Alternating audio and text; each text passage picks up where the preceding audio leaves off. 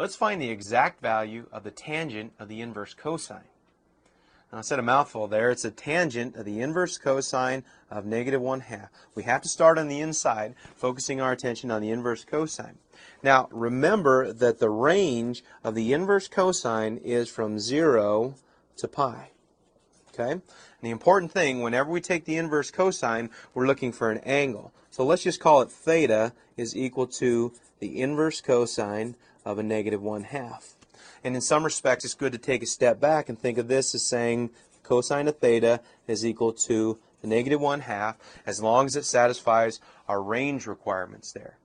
So what this says in terms of our range is that the cosine is negative. That means this angle has to lie in quadrant 2. So let's use our cosine, draw the reference triangle for that. You can see I've drawn that here. Here's our theta.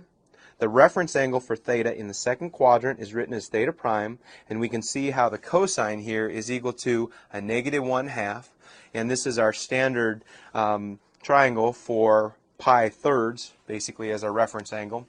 But we don't even need to know that really. Since we have the triangle, we can say, well, in essence, we're trying to find the tangent of theta using our little substitution here. So if we look at theta as reference angle, look at the tangent from this triangle, opposite over adjacent, that is equal to the square root of 3 over a -1.